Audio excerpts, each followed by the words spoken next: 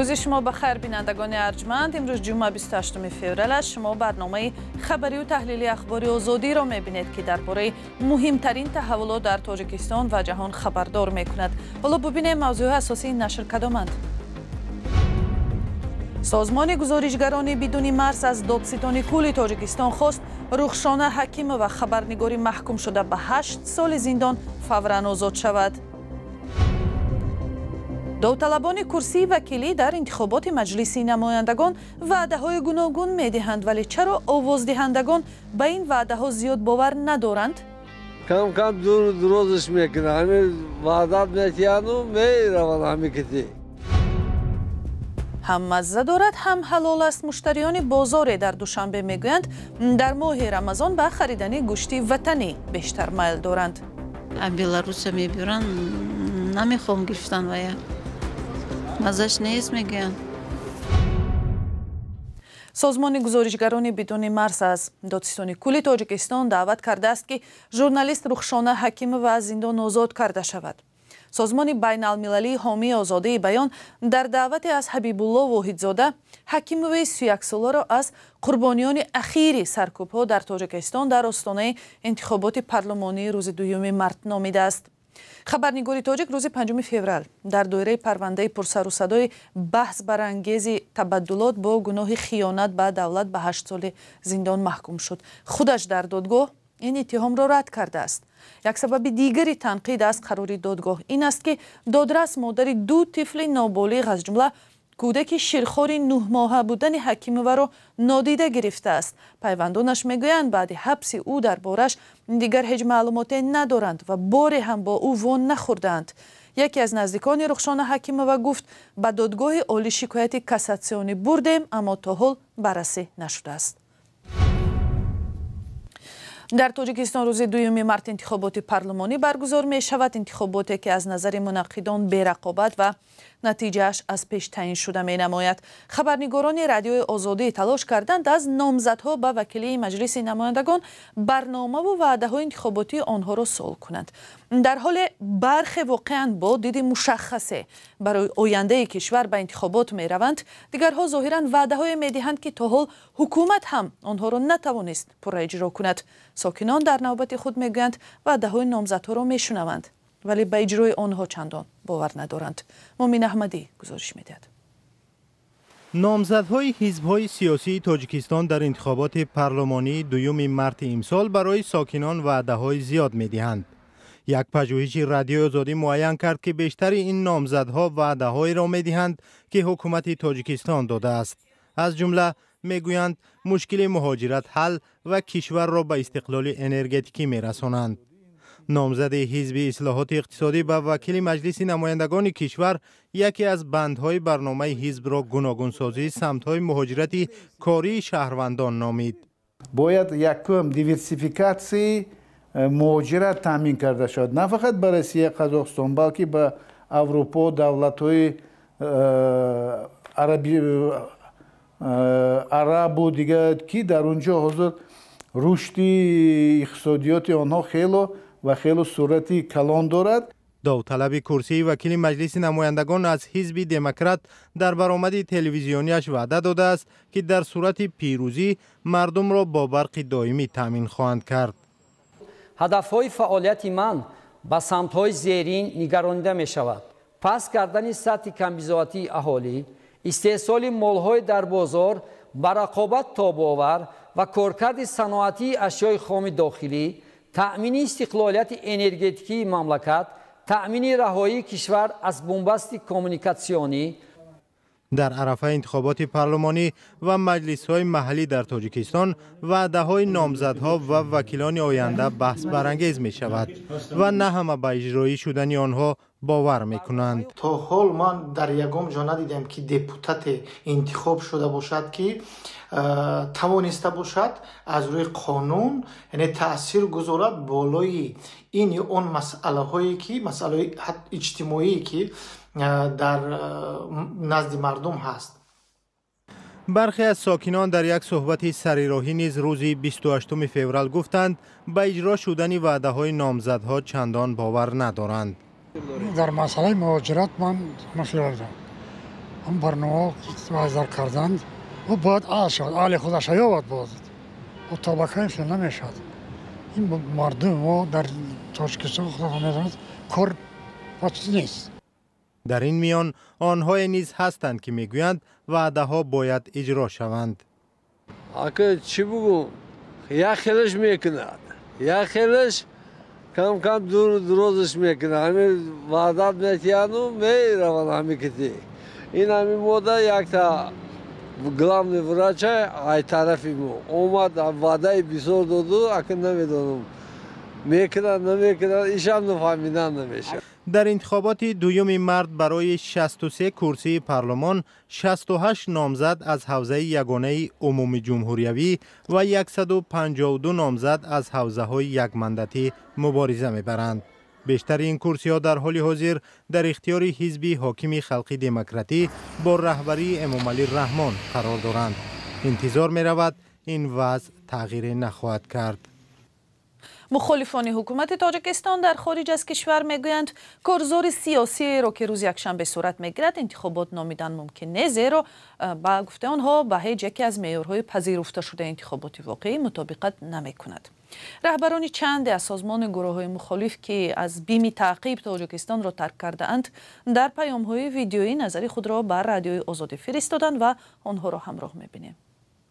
متاسفانه در تاجیکستان انتخابات به یک صحنه نمایشی تبدیل یافته است که وکیلان مجلس ملی و مجلس نمایندگان جمهوری تاجیکستان از جانب پرزیدنت پیش از انتخابات تعیین کرده می شود و تعییناتی هستند نه انتخاباتی و گذراندن انتخابات برای رژیم کنونی تاجیکستان تنها رسمیگردانی غصب حاکمیت است.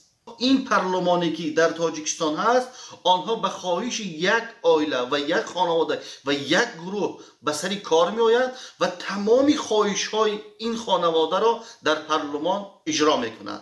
آنه که امسال در انتخابات پارلمانی تاجیکستان نامزدها یا احزاب مستقل یا حتی نیمه مستقل هم وجود ندارند و حکومت آنها را راه نداد و آنه که حتی ناظران صحه را هم که وظیفهشون در تمام دنیا نظارت انتخابات است اونها را ثبت نام نکرد و حتی رسانه‌های مستقل مثل آزادی را هم از پوشش خبری این روند محروم کرد.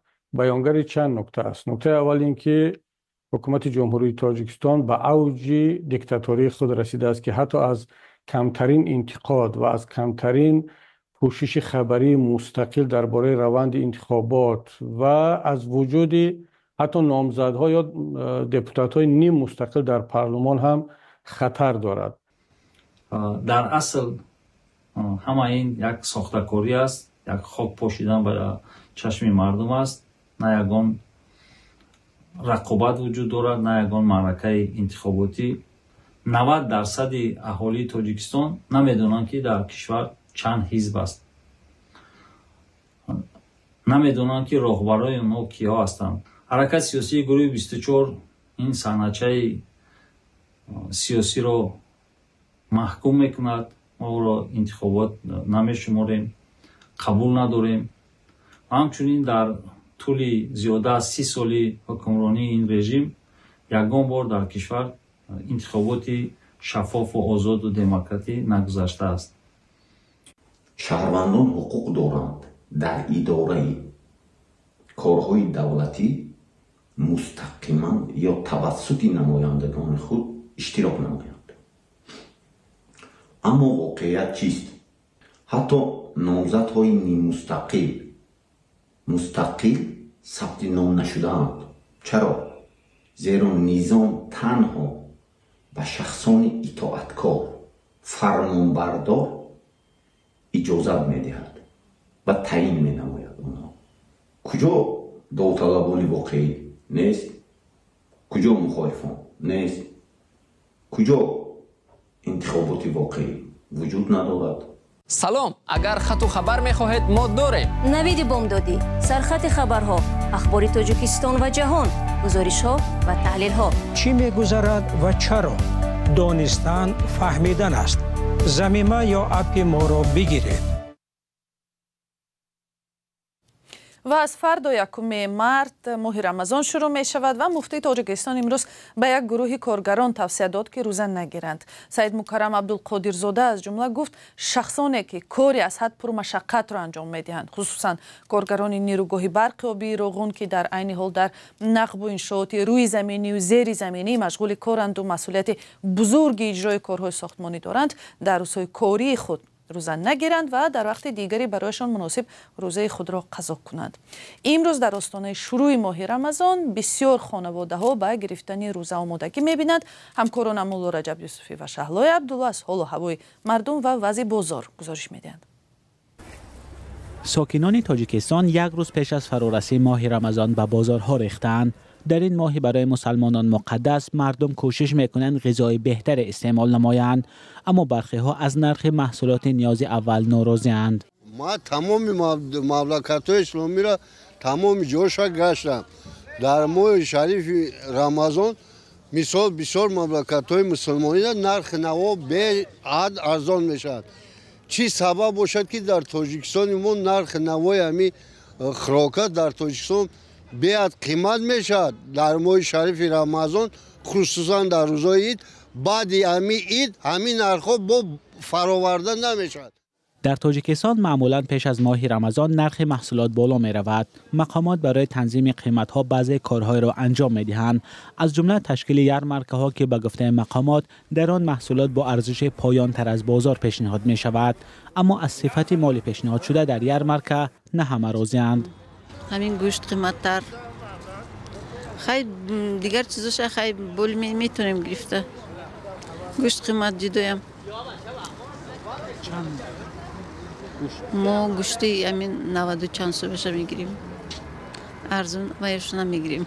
گوشت 70 سومانه چه از بلاروس میبرن، نمیخوام گرفتن ویا، مزش نیست میگن. خودداری بعضی ساکنان از خریدن گوشت بلاروس در آن است که مردم به شیوه ذبح چاروا شبهه دارند. طبق تعلیمات دین اسلام مسلمانان تنها گوشت را استعمال میکنند که در وقت ذبح نام خدا برده شود. مسئولین اداره تاجیک استاندارد پیشتر گفته بودند گوشتی که از بلاروس میآورند به خطر است. مشاهده خبرنگاران رادیوی آزادی در بازارهای دوشنبه نشان داد که در آستانه ماه رمضان اساساً نرخ روغن آفتاب پرست کمی بالا رفته است. حالا ارزش 5 لیتر آن تا 105-108 سامان ارزش دارد که نظر به یک هفته پیش 5-8 سامانی گرانتر است. نرخ میوه هم به گفته ساکنان گران است. شود چنین ضرورت میگیریم. مثلا چی دارد دسترخوانتان نکایه؟ خیلی میوه در کارش میوه میگیریم کم و کم. اون چیزی ضروری در کار باشد. خیلی با در رمضان خیلی بسیارتر کوشش میکنیم که هم خوراکای ناس دریافت کنیم بگیریم برای. همین از حکومت جمهوری میبینیم که طلب میکنیم که یک همین نرخ را یک با تنظیم بدارند. انصاف هم در کار. برای معاشی که معلم میتن 600-700 این 1 کیلو گوشت بخره، یک قبچار بخره، زندگی چقدر پیش میاد. بجز از نرخ گران محصولات، ساکنان تاجیکستان در ماه رمضان مشکل کمبود برق هم دارند. طبق جدول شبکه‌های تقسیمات برق، ساکنان در منطقه‌های تاجیکستان از ساعت 5 تا 8 صبح و از 18 تا 22 شب برق می‌گیرند. در شبکه‌های تقسیمات برق گفتند فعلا در جدول انتقال برق یگان تغییرات در نظر نیست. امسال ماه رمضان 1 مارت فرا رسیده تا 30 مارت ادامه می‌کند. طبق شریعت دین اسلام مسلمانان سالم در این ماه باید روزه بگیرند. مولا رجب یوسفی، شهلای عبدالله، آزادی، دوشنبه. و برنامه در همین جا به آخر می رسد. سپاس که آن را تماشا کردید. خبر و گزارش های بیشتر را درباره حادثه های تاجیکستان و جهان همیشه می توانید در سامانه رادیوی آزادی azadi.org و صحیفه های رادیوی آزادی در فیسبوک و اینستاگرام، ایکس و تلگرام، تیک تاک و یوتیوب دسترس کنید.